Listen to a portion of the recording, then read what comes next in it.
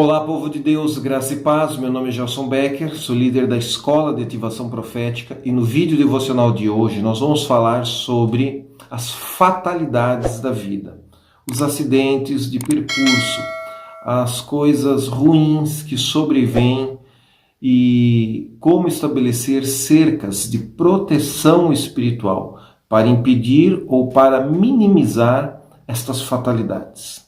O Senhor Jesus, em Lucas capítulo 13, estava desenvolvendo o seguinte ensino. Naquela mesma época, alguns dos que estavam presentes foram dizer a Jesus que Pilatos havia misturado o sangue de alguns galileus com os próprios sacrifícios que ofereciam a ídolos. Ao que Jesus lhes advertiu: julgais que esses galileus fossem mais pecadores do que todos os demais galileus por haverem sofrido desta forma? Pois eu vos asseguro que não. Todavia, se não vos arrependerdes, todos vós semelhantemente perecereis. Ou pensais vós que aqueles 18 homens sobre os quais desabou a torre de Siloé e os matou, eram mais culpados, mais pecadores do que todos os outros habitantes da cidade de Jerusalém? Com certeza não eram, eu vou-lo afirmo. Porém, se não vos arrependerdes, todos vós, da mesma maneira, perecereis. A chave do ensino de Jesus nesta narrativa é o arrependimento, a importância do arrependimento e a responsabilidade universal de todo homem diante de Deus a apresentar o fruto do arrependimento. É isso que ele está ensinando. Nos detalhes do texto, ele traz aqui duas fatalidades, dois acidentes, duas ações demoníacas, duas manipulações pecaminosas dos líderes que resultou na fatalidade, no mal sobre os liderados. Quando você constrói uma edificação, 18 pessoas morrem num acidente, pode haver uma maldição hereditária que te persegue, pode haver um demônio familiar querendo beber o teu sangue e te destruir. É possível haver um demônio perseguidor de fatalidades, de acidentes, mas na vida de 18 pessoas, simultaneamente, o mesmo quadro hereditário demoníaco de perseguição, acho pouco provável. Por isso, embora exista o mal que persiga, exista o demônio que ataque, fruto de um trabalho de feitiçaria, de ocultismo, de magia ou de qualquer coisa ruim, quando você envolve 18 pessoas, então a probabilidade estatística, matemática dos 18 terem o mesmo quadro espiritual é ínfima. Isso nos leva a crer que talvez haja irresponsabilidade por parte do dono da obra, por parte do construtor, por parte do engenheiro que fez o cálculo do projeto e quis economizar no equipamento de segurança, ou fazer a obra da Torre de Siloé com um equipamento e uma matéria-prima mais barata, de segunda qualidade. Abre-se agora um campo de subjetividade e de possibilidades técnicas para nós tentarmos entender, e até possibilidades espirituais para tentarmos explicar a fatalidade do acidente. O fato é que a psique judaica acredita que quando alguma coisa de ruim acontece com alguém, sempre é maldição hereditária ou sempre é a colheita de uma coisa ruim que ele fez. E Jesus, em outros textos, reafirma essa possibilidade de você estar colhendo algo ruim que você plantou, que você semeou, como sendo uma relação direta de causa e efeito por algo desonroso que agora floresceu na sua vida. Jesus ele não elimina essa possibilidade em outros quadros, em outros episódios, em outros ensinos, em outros textos. Mas especificamente quando envolve 18 pessoas, então entra aquela probabilidade matemática. Puxa, então os 18 cometeram algo muito abominável, algo muito terrível, né? O Deuteronômio deixa claro, quando você mata uma pessoa e você fica fugindo e se escondendo, em algum momento um espírito chamado Vingador do Sangue vai te encontrar e vai operar essa justiça, esse juízo, já que o magistrado, o legislador, o líder da tribo falhou em estabelecer isso. Em algum momento, espiritualmente, algo de ruim virá sobre a pessoa que fez outra coisa muito ruim. Eu entendo que existe esta chave espiritual, existe essa afirmação, e os judeus ficavam no seu sistema de crença limitado somente a isso. Quando envolve agora uma pluralidade de várias pessoas com a mesma fatalidade, a impressão que eu tenho é que Jesus está eliminando da mente dele esta possibilidade de explicar o fato, o fenômeno, como se fosse uma maldição hereditária que se repete coincidentemente em tantas famílias, como uma maldição perseguidora do vingador do sangue, como se todos os operários tivessem feito algo de ruim e estivessem fugindo e se escondendo nos últimos anos da sua vida. Não, Jesus ele diz, relaxa. Embora haja espiritualmente essas possibilidades, existe também uma possibilidade que vocês devem levar em consideração. E a psique judaica não levava isso em consideração, que é a fatalidade da vida, que é apenas o acidente pelo acidente, que é o acidente pela irresponsabilidade do construtor, que é o acidente pelo senso de ganância e economia, aonde querendo ganhar mais dinheiro usou um material, um equipamento mais barato, não disponibilizou os equipamentos de segurança para os seus funcionários. Existem tantas conjecturas para você tentar entender o fato, que Jesus resume tudo isso dizendo, olha, não importa. Não importa, não pensem vocês que esta fatalidade aconteceu com eles porque eles tinham um padrão pecaminoso superior ao de vocês. Não, eu quero que vocês entendam que todos os moradores de Jerusalém são pecadores e todos os moradores de Jerusalém precisam se chegar diante de Deus e apresentar fruto de arrependimento. O outro quadro que introduz a ilustração e o ensino de Jesus é que Herodes fazia sacrifícios a demônios, sacrifícios de feitiçaria, de magia, derramamento de sangue de animais, e matou alguns galileus, seres humanos, oferecendo os seres humanos em sacrifício aos demônios do sistema de culto e do Império Romano. E ele mistura o sangue, então, de judeus eleitos, de judeus separados, de judeus, povo escolhido de Deus, e mistura o sangue desses galileus com o sangue dos sacrifícios a ídolos. E fica na mente da província, na psique dos moradores da cidade, será que esses caras fizeram alguma atrocidade? Será que Deus permitiu que essa fatalidade acontecesse com eles porque alguma coisa muito ruim eles fizeram no passado, estavam ocultando? Novamente, se fosse um único indivíduo, talvez até essa possibilidade teológica fosse trazida para a balança e considerada na mesa. Mas como foram vários indivíduos sofrendo a mesma fatalidade, Jesus ele diz, olha, não pensem vocês que eles pecaram mais do que nós, mais do que vocês, mais do que os outros moradores. Não, eles eram tão pecadores quanto. Jesus está trazendo aqui a realidade de estarmos habitando num mundo corrompido pelo pecado, cercado de demônios e cercado de pessoas ruins. Jesus está afirmando que existe o acidente, que existe a fatalidade, que existe. O fato de Jesus estar afirmando que existe a fatalidade não quer dizer que ele esteja desconstruindo todos inúmeros outros textos bíblicos onde ele fala sobre a causa e o efeito, a plantar e colher algo de ruim que possa ter acontecido com você. Mas nesse caso, como ele está vendo que o padrão de acidente acontece coletivamente com várias pessoas simultaneamente, a ênfase que Jesus está dando não é apenas do pecado individual. A ênfase que ele está dando é de estarmos inseridos num mal que nos cerca, nos permeia e tenta nos atacar, e tenta nos afligir. Jesus ele faz uma aplicação final dizendo que assim como eles precisavam se arrepender, todos os ouvintes que não viram aquela fatalidade também precisavam sobreviver. O pensamento da humanidade, ao longo da sua antropologia, seja judeu ou não seja judeu, sempre trouxe consigo essa ideia de que alguma coisa de ruim acontece com você porque você é um homem derramador de sangue, que o vingador do sangue está vindo atrás de você. Quando Paulo chega na ilha de Malta, vai fazer uma fogueira, vai pegar uma madeira, tinha acabado de sobreviver a uma catástrofe, acabado de sobreviver a um naufrágio de um navio, a cobra morde na mão deles. Qual é a reação que os moradores da ilha de Malta têm em relação à picada de cobra no apóstolo Paulo? Esse cara é um assassino, esse cara é um homicida, esse cara deve ter feito alguma coisa muito ruim, porque os demônios estão perseguindo ele. Acabou de naufragar um navio, tomou um prejuízo aí da carga e sobreviveu ao naufrágio. Mas agora na fogueira, a cobra pica ele, e ainda a cobra não mata ele sai vivo. De dois um, ou esse cara é um safado sem vergonha, se escondendo e fugindo de Deus com a síndrome de Jonas, ou esse cara é um semideus, é um divino, e aí eles querem se prostrar para adorar a Paulo.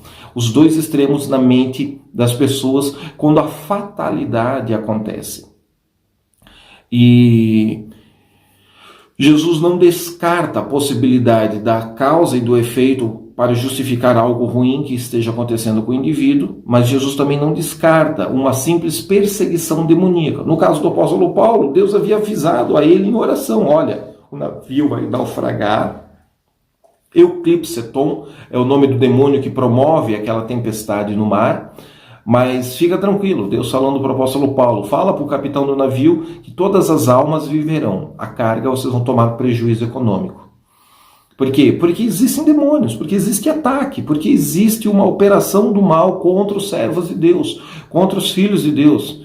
Existe sim homens e mulheres de Deus que carregam uma unção que vão ser alvos de catástrofes e de ataques espirituais malignos e demoníacos. Ora, o diabo vai ter uma pequena vantagem sobre nós, o que não é para você perder a sua fé ou desfalecer. O apóstolo Paulo pregou o evangelho e soube ser abundantemente alegre, próspero e bem resolvido nos assaltos, nas viagens, nas suas missões, nas suas viagens apostólicas, missionárias, tanto quanto estava na abundância, na fartura, comendo na casa de pessoas de posses, quanto na pobreza, na necessidade, servindo as comunidades carentes.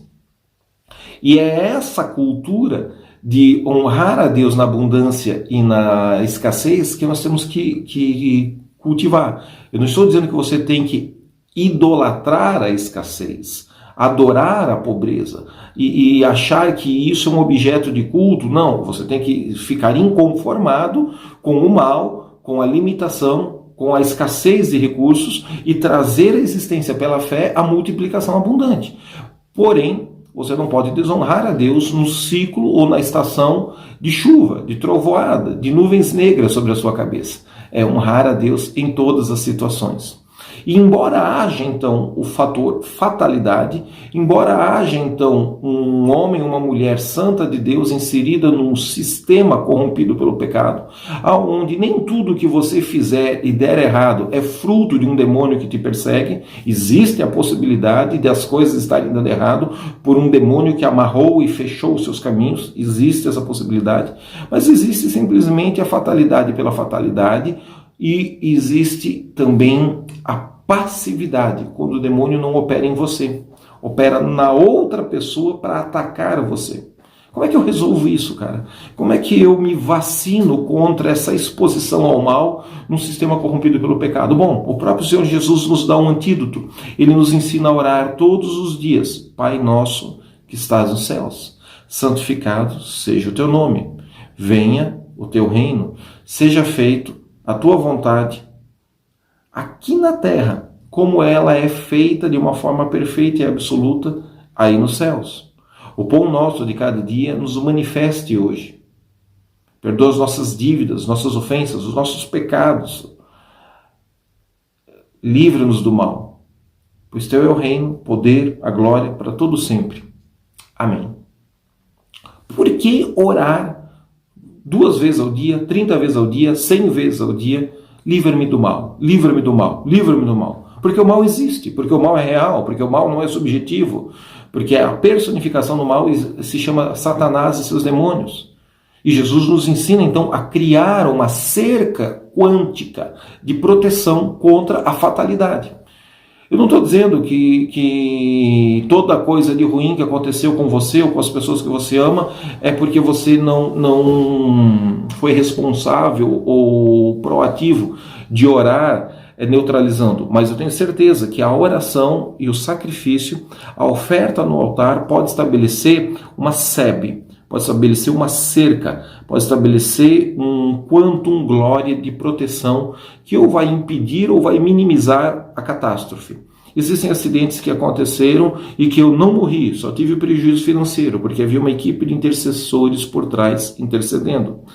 Se esse acidente foi por causa de um demônio que me perseguiu, um feitiço que fizeram contra mim, ou simplesmente por causa de uma irresponsabilidade técnica, onde eu tinha que ter revisado o carro, parado, calibrado os pneus e checado os freios, mas no meu ativismo, na minha loucura, na minha falta de tempo, de organização, de disciplina, eu falhei tecnicamente com essas coisas, não importa. No fundo, Jesus está dizendo que a aplicação final dessa conversa se chama arrependimento. No entanto, Jesus não está descartando a possibilidade de um demônio ou a possibilidade de uma fatalidade fruto da irresponsabilidade técnica e operacional dos seres humanos.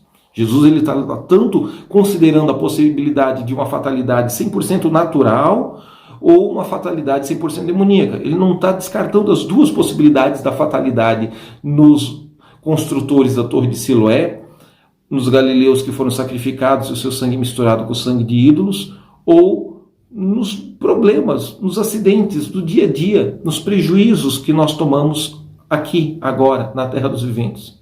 O final de tudo isso, a aplicação que Jesus faz é arrependimento. Assim como eles, vocês precisam se arrepender. Esta é a chave da maturidade. E não querer achar agora um chifre na cabeça de cavalo do pai, do avô, do bisavô, do tataravô, transferindo para eles a culpa daquilo que a responsabilidade é nossa. Embora muitos dos legados de perseguição espiritual venham desde a infância perseguindo crianças que constantemente se acidentam. Isso é real, isso é possível e deve ser discernido como um obsessor, como um perseguidor espiritual. Existe um personagem que tinha essa chave e essa maturidade de entendimento bem claro, bem resolvido dentro dele. Era o servo de Deus Jó. Jó, capítulo 1, versículo 4 em diante, fala de um senso de preocupação que Jó tinha, um senso até de zelo moralista, religioso, que constantemente ele orava e fazia ofertas, fazia oferendas, fazia sacrifícios ao Deus único, ao Deus vivo, porque porventura meus filhos possam ter pecado em algum dos banquetes que eles davam. Então Jó se antecipava constantemente orando e ofertando, fazendo sacrifícios a Deus, e envolve finanças, embora que o sacrifício na época devia ser o holocausto de algum animal que ele matava e queimava a Deus. Esse sacrifício ele se antecipava. Quando o diabo quer tocar em Jó, ele diz, e o próprio Lúcifer reconhece, não posso tocar nele.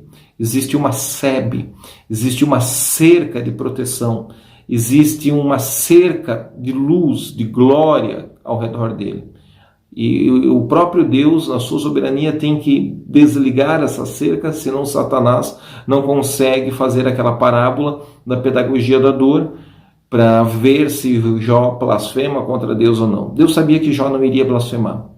Ao término, Jó chega à conclusão de que conhecia Deus e ouviu falar, mas a pedagogia da dor o levou a um nível de intimidade, de comunhão, de amizade, de relacionamento face a face com Deus, que nunca antes ele havia experimentado.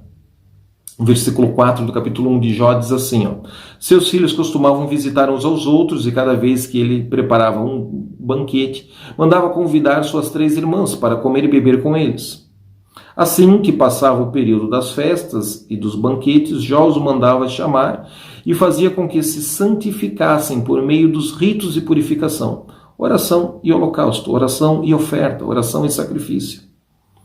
Jó levantava-se ao romper da aurora e oferecia holocaustos, isto é, sacrifícios completamente queimados, em nome de cada um dos seus filhos, pois pensava dentro de si, talvez meus filhos tenham pecado, ainda que no íntimo de cada um, e assim blasfemado contra Deus em seus corações. E era assim que Jó vivia e procedia. Ou seja, ele constantemente manifestava o seu zelo e sua preocupação para com o Deus que ele adorava e para com os filhos que talvez porventura tenham tocado em algo grave no mundo espiritual. Antes que isso se manifestasse perseguindo-os como uma fatalidade, Jó se antecipava orando e sacrificando ao Deus vivo. Versículo 9 diz que diante destas palavras, Deus tinha acabado de elogiar Jó na assembleia dos seres angelicais lá no céu.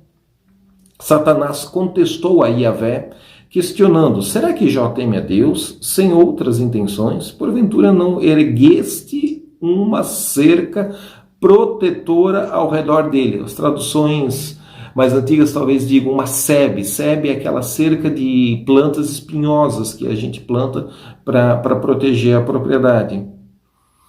Ao redor da sua família e ao redor de tudo que ele possui, já pensou? Cercas espirituais ao redor do carro, ao redor da empresa, ao redor do prédio, ao redor da chácara, ao redor da fazenda, ao redor do jet ski. Cercas espirituais ao redor da parentela, das pessoas que você ama, e cercas espirituais de proteção ao redor de você. É isso que está impedindo Satanás de tocar nele. E ele está dizendo para Deus, você ergueu uma cerca ao redor de Jó. E por que será que Jó tem uma cerca de proteção ao redor dele? Porque ele continuamente adorava a Deus, porque continuamente ele orava a Deus, porque continuamente ele sacrificava e ofertava no altar a Deus. Isso gera um quantum, isso gera um depósito de luz, isso gera um memorial espiritual de proteção ao redor dos negócios, ao redor da família, ao redor de várias coisas. E se porventura eu faço isso, quer dizer que eu estou 100% imune? Não. Deus vai permitir que Satanás toque em Jó, mas isso minimiza significativamente a estatística e a probabilidade de fatalidades. Esta é a maturidade que você tem que entender. Aí a acusação de Lúcifer, a injustiça e a manipulação das palavras. Tu pessoalmente tens abençoado todas as obras das mãos deste homem, Jó, de modo que os seus rebanhos estão espalhados por toda a terra. Entretanto, estende a tua mão, fere tudo o que ele tem, e com certeza ele vai te amaldiçoar, ele blasfemará diante da tua face. Então Yahvé declarou a Satanás, ao acusador: concedo-te o poder para destruir tudo o que ele possui no campo material. Apenas não estendas a tua mão contra a vida dele, contra a pessoa dele. E Satã deixou a presença de Yahvé. Para que Satã possa ser eficiente em tocar em Jó, seja com as feridas, seja com as chagas, ou seja com prejuízo, seja a catástrofe do próximo banquete, em que o telhado da casa vai cair e vai esmagar os filhos de Jó, seja a fatalidade do próximo banquete em que isso vai acontecer. Primeiro, uma sebe de glória, uma sebe de luz, uma sebe de fogo espiritual precisa ser removido ao redor de Jó. E essa sebe foi edificada ao longo de anos de oração, anos de comunhão, anos de fidelidade, anos de oferta e sacrifício no altar. Não brinque com essas coisas sagradas. Ainda que você não entenda, pratique e peça ao Senhor a revelação do código e do entendimento espiritual correspondente. Pratique com temor, pratique com zelo, pratique com fidelidade, Senhor, com um coração simples e uma dispensação mental de uma criança, porque são esses que verão o reino dos céus, é esses que experimentarão e entrarão no reino dos céus. É Jesus que ensina isso com uma criança sentada no seu colo. Satanás não podia tocar. Deus tirou a sebe para permitir o processo de dor. Jesus diz: orem todos os dias, mas livra-nos do mal, livra-nos do mal, livra-nos do mal. E Jesus ensina essa fase e essa petição específica na oração do Pai Nosso. Por quê?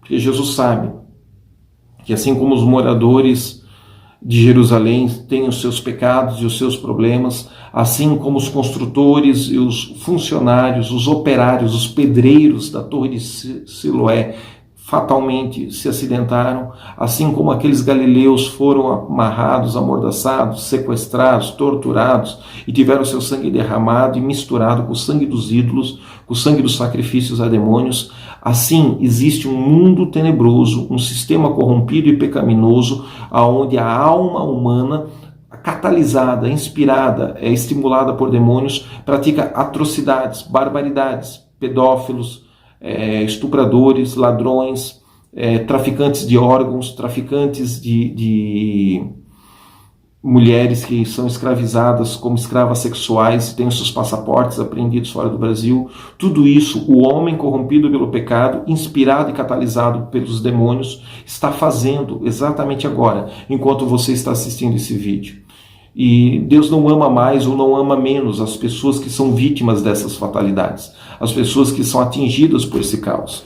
A questão aqui não é se essas pessoas merecem ou não merecem o amor de Deus, se tem ou não tem mais pecados ou menos pecados. Quando essas coisas coletivas acontecem, Jesus está dizendo: arrependam-se, arrependam-se, arrependam-se. A chave para resolver essa dúvida teológica, se é maldição hereditária, se é causa e efeito, se é um pecado que ele praticou e colheu, se é simplesmente uma fatalidade da vida, uma irresponsabilidade técnica, administrativa, resuma tudo isso com arrependimento. Ore a Deus, ore todos os dias e creia que uma cerca de fogo, uma cerca de glória, uma cerca de espinhos, uma cerca angelical vai ser colocada ao teu redor, ao redor da tua família, da tua parentela, ao redor dos teus bens materiais, e isso vai certamente minimizar os prejuízos. Muitas vezes eles eliminam 100% o prejuízo, a dor de cabeça. Outras vezes minimizam. O barco naufraga, a carga é prejuízo, mas as almas que estão no navio sobrevivem. E ainda que uma serpente morda a sua mão na hora de pegar a madeira na praia de Malta, você terá um fenômeno milagroso, porque o veneno daquela cobra não vai te matar. Assim como Paulo experimentou, assim como Jó tinha uma cerca de proteção ao seu redor, eu quero que você cultive essa intimidade, essa comunhão e peça a Deus por essa sebe de glória, essa sebe de luz, essa sebe de fogo, essa cerca protetora ao redor dos bens materiais e das pessoas, das vidas que estão ao seu redor. Eu te abençoo com essa palavra essa manhã. Não fique com medo da fatalidade, não pense na fatalidade, não alimente a catástrofe, a possibilidade da fatalidade, porque aquilo que você gera no campo visual, na imaginação criativa, você atrai. Jó mais tarde vai declarar a Deus: o que eu mais temia me sobreveio, o que eu mais pensava, o que eu mais alimentava dentro de mim, como um medo silencioso me sobreveio.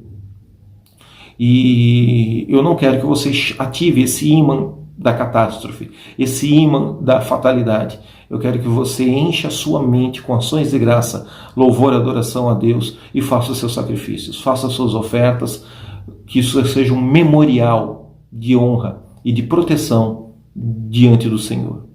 Compartilhe o vídeo, comunique com o maior número possível de pessoas, inscreva-se no canal, ajude-nos a aumentar o número de inscritos, veja o link da nossa grupo de lista de comunicação do Telegram aí nas descrições do vídeo. E se você puder, participe depositando sua oferta, mandando seu comprovante com um pedido de oração. Uma vez ao mês subimos a montanha, jejum e oração pela vida de todos aqueles que têm recebido no Espírito uma inspiração, um comissionamento, um entendimento divino de participar financeiramente conosco. São tantos testemunhos de pessoas que tiveram coisas liberadas na sua vida pessoal depois dessas ofertas, que eu me regozijo e me alegro em Deus por tudo que Ele está fazendo em nós e através de nós, os depoimentos na vida de vocês. Nos mande os vídeos com os depoimentos, com os testemunhos do que você já recebeu através desse canal. Deus te abençoe, em nome do Senhor Jesus. Até o próximo vídeo.